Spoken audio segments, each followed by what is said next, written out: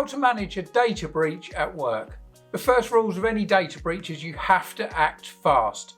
So firstly, you need to detect and verify that it is a data breach, and then you need to try and contain the breach. So when it comes to containing it, the first thing we'd say is to try and disconnect it from your network.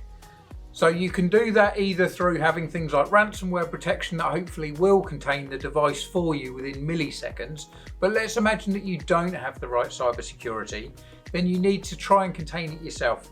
If it's a desktop computer, for example, that's got a cable in it for the internet, just try and unplug it. But what you also need to do is try and keep the device so that if you do have some kind of breach, then we can go back through the device and find out what the breach was. And then you can use forensics to try and either reverse the breach or really understand how it happened, and then whether any of the other work devices have got a similar, whether it's a tracking tool, whether it's a full-on Trojan.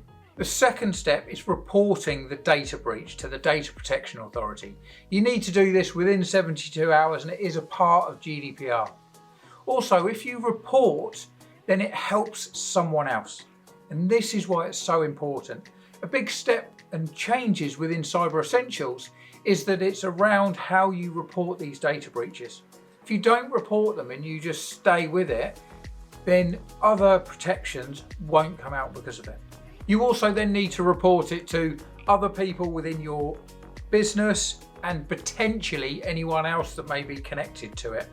An example could be that if your emails are hijacked and it sends out lots of bogus emails, then really you do need to be in touch with those people that it's potentially sent those emails to.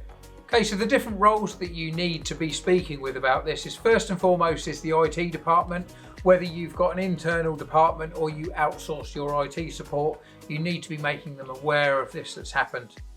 The next is legal, and that's from a compliance perspective. And then finally, it's from a HR and roles perspective. So then once you've found the breach and you've contained it, then the final thing is that you need to learn from what's happened.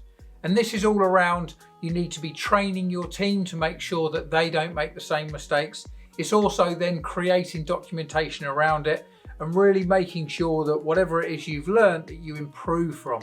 Did you have weaknesses within your cybersecurity? In which case have you now filled those and beefed up the cybersecurity? Also, let's hope that you did have good backups in place and that you didn't lose any data. But if you potentially did, then you might also need to review your backup and disaster recovery. So if you haven't had a data breach, this is a great time when you should be able to review your disaster recovery plan, because it's so important that everyone within your team really understands the importance of it. But if you're unsure or maybe you need some help, then Syn-Star can offer you a free cybersecurity review. So please click on the link.